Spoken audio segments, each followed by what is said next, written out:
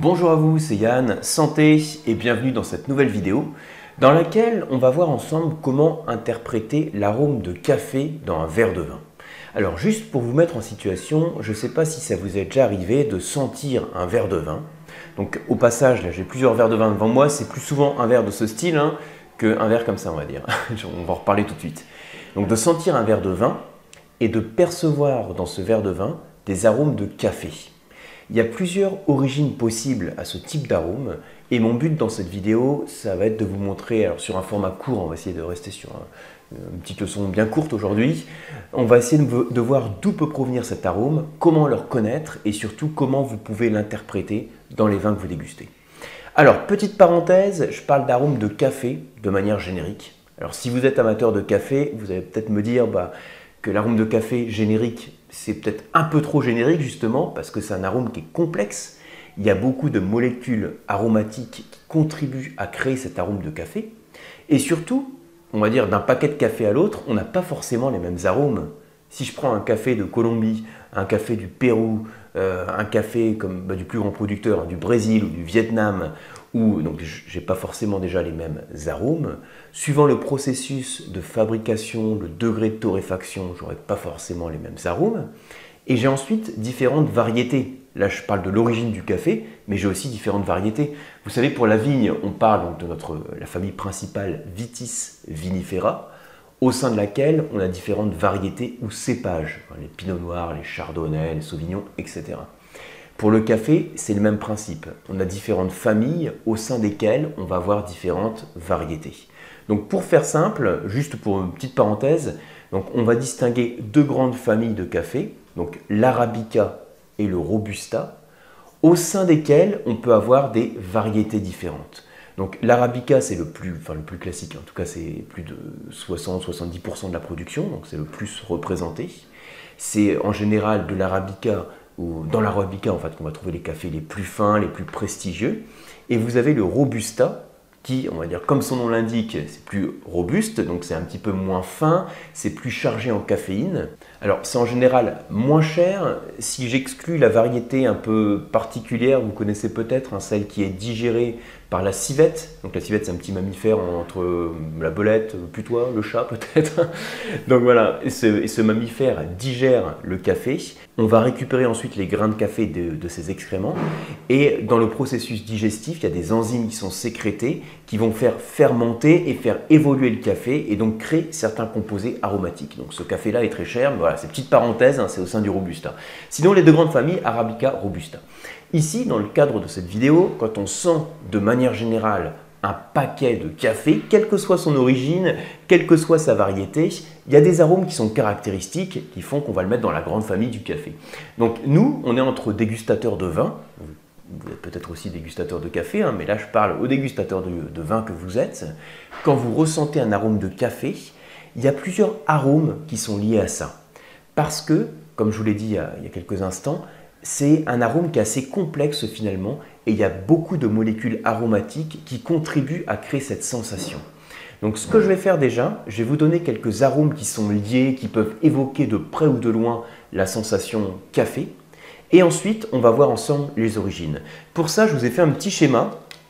Alors voilà, un petit schéma toujours à ma manière. C'est comme ça. Donc là, c'est les arômes clés, enfin les arômes liés plutôt au café. Et ensuite, on verra les origines possibles. Alors pour les arômes qui sont liés, ça ne veut pas dire que ce sont des arômes qui vont faire penser systématiquement au café, mais qu'on peut souvent associer avec cet arôme dans le verre de vin. Il y a d'abord toute une gamme que j'ai mis dans la gamme de torréfaction. Tous les arômes donc torréfié, grillé, fumé, le pain grillé aussi qu'on peut retrouver parfois dans le verre de vin. L'arôme un peu parfois on me cite le jambon fumé, donc là ça dépend du référentiel qu'on a, mais c'est notes un peu de fumée, de bois brûlé.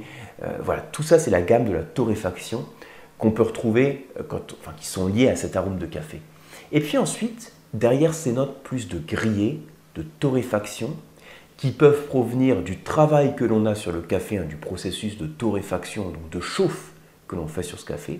On a aussi des arômes qui sont plus particulièrement liés à notre matière première, donc grains de café, qui sont, alors je les ai listés ici, des notes épicées, donc ça c'est très générique, épicé. C'est-à-dire que ça peut évoquer jusqu'à des notes poivrées, mais également des notes réglissées. Et puis, j'ai cité aussi d'autres aromiciens que je vous cite. Donc, j'ai mis le chocolat, le caramel, la vanille. Alors, ce n'est pas les mêmes molécules, hein. La vanille, le café, ce n'est pas la même chose. Mais ce sont des arômes qui sont liés, qu'on associe parfois dans un verre de vin. Quand vous retrouvez des arômes de café, ce n'est pas toujours le cas, mais il est probable qu'on ait aussi des arômes un petit peu chocolatés de caramel. Ce sont des arômes que j'appelle liés. Donc, ce n'est pas des arômes, je le répète, qu'on retrouve systématiquement avec les arômes de café dans un verre de vin. Voilà, donc ça c'est la première chose que je vais vous transmettre sur cette courte vidéo, c'est quand on parle d'arôme de café, c'est un arôme qui est générique, qui est lié à beaucoup de molécules, et donc pour faire simple, en tant que dégustateur de vin, on a cet arôme de café, vous prenez un paquet de café, vous le sentez, et vous essayez de vous concentrer sur les sensations que ça vous évoque. Et ça va vous évoquer non seulement ces sensations un peu de grillé, empyromatique, de torréfaction, et cette gamme plus réglissée, épicée. Alors ensuite, ça c'est une chose. Maintenant, la question qu'on va se poser, c'est dans quel type de vin on peut le retrouver et donc par quoi est apporté cet arôme de café? Qu'est-ce qui contribue à créer un arôme de café dans le vin que vous dégustez? Alors pour ça, je vais distinguer trois grandes origines possibles qui peuvent contribuer à créer cet arôme dans votre verre de vin. Je les ai listées ici. Donc il y a d'abord, donc ça c'est un dessin d'une grappe de raisin, donc le cépage. Il y a certains types de cépages qui sont plus susceptibles de développer ce type d'arôme. Il y a aussi, donc j'ai mis oxydatif, en fait c'est l'approche oxydative, donc que ce soit en termes de vinification ou d'élevage, qui peut contribuer à créer des composés aromatiques qui évoquent le café. Et également, ensuite, donc ça rejoint un peu ça, mais le fût, et j'ai précisé neuf. Donc c'est-à-dire que dans l'élevage oxydatif, on peut avoir du fût usagé. C'est pour ça que j'ai créé une troisième catégorie qui est le fût neuf. Donc, trois grands pôles. Alors, en termes de cépage, je vous ai dit tout à l'heure, sur les premiers instants de la vidéo, qu'il était plus probable que vous retrouviez des notes de café dans le verre de vin que je vous montre ici sur la vidéo. Alors, je ne sais pas si vous... pas sûr que ça se voit beaucoup sur la caméra. Mais voilà, on a une robe qui est plutôt orangée, tuilée. Peut-être que vous arrivez à la voir.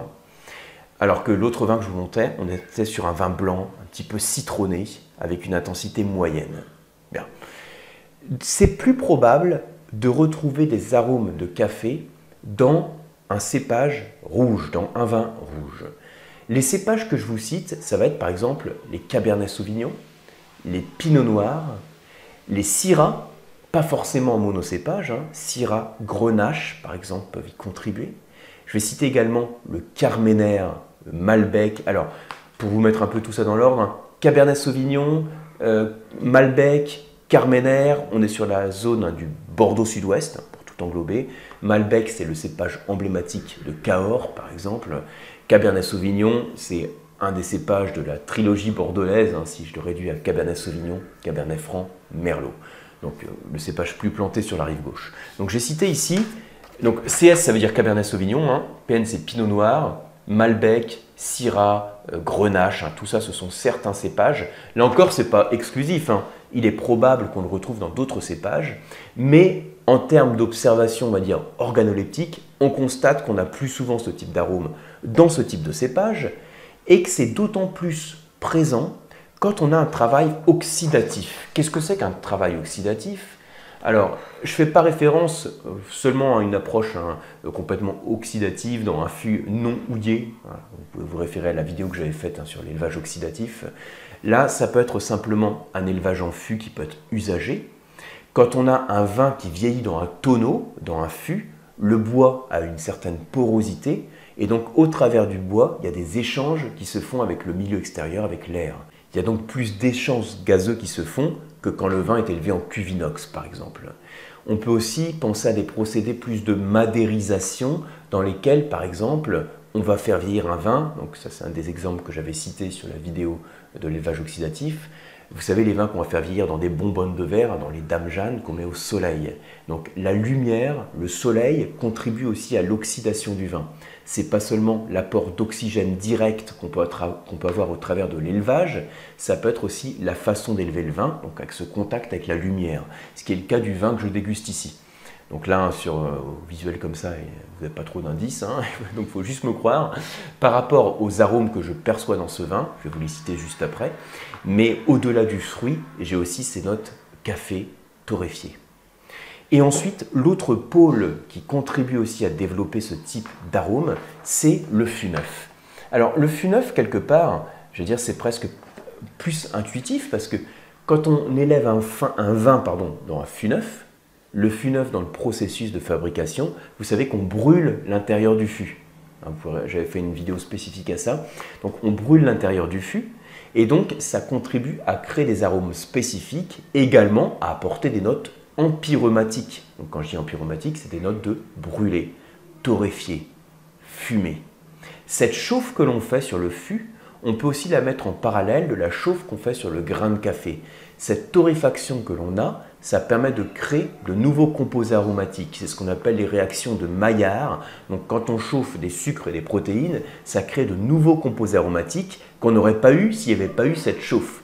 Les réactions de Maillard permettent la création de nouveaux composés qu'on va retrouver aussi bien dans le fût que sur le grain de café. Je ne dis pas que c'est les mêmes composés, mais de toute façon, cette partie de torréfié empyromatique, on la retrouve dans les deux cas. Donc voilà pour cette petite présentation. Alors, travaux pratiques, et pour retenir, pour bien mémoriser tout ça, ce qu'il faut avoir en tête, c'est que l'arôme de café, ce n'est pas juste un composé moléculaire qui va créer cet arôme, c'est un arôme qui a une certaine complexité. Donc, c'est pour ça que j'ai parlé d'abord des arômes liés qui pouvaient quelque part vous évoquer de près ou de loin ce type d'arôme de café. Donc, la torréfaction, les notes épicées, réglissées, chocolat, caramel peuvent être liées ou associées aussi à ce type d'arôme. Trois facteurs qui contribuent, le cépage, l'approche oxydative et également l'élevage en fût neuf. Donc c'est plus probable, par exemple, que dans un vieux vin du Bordelais qui a fait 8 à 10 ans de cave et qui a été élevé en fût, il est plus probable que vous retrouviez cet arôme de café que dans un jeune gamay du Beaujolais qui a vieilli 6 mois dans votre cave, par exemple. C'est aussi plus probable que vous retrouviez cet arôme de café dans un vin doux naturel comme celui que je déguste, dans lequel on retrouve des notes de figues, de fruits confits, de fruits secs, et également ces notes caramel, chocolat, café dès le premier nez. Voilà, donc n'hésitez pas à bien mémoriser cet arôme, simplement on s'entend un paquet de café, c'est comme ça qu'on travaille son nez, et ensuite à essayer de le repérer éventuellement sur de vieux vins rouges que vous dégustez et pour voir dans quelle mesure vous pouvez le retrouver. Voilà pour cette petite vidéo, j'espère que vous avez appris des choses. Si c'est le cas, merci de la partager, merci de la liker et de vous abonner à la chaîne. Et pour ma part, je vous retrouve comme toujours sur les diplômes et les formations sur le site lecoam.eu et sur les masterclass de la dégustation. Merci et à bientôt.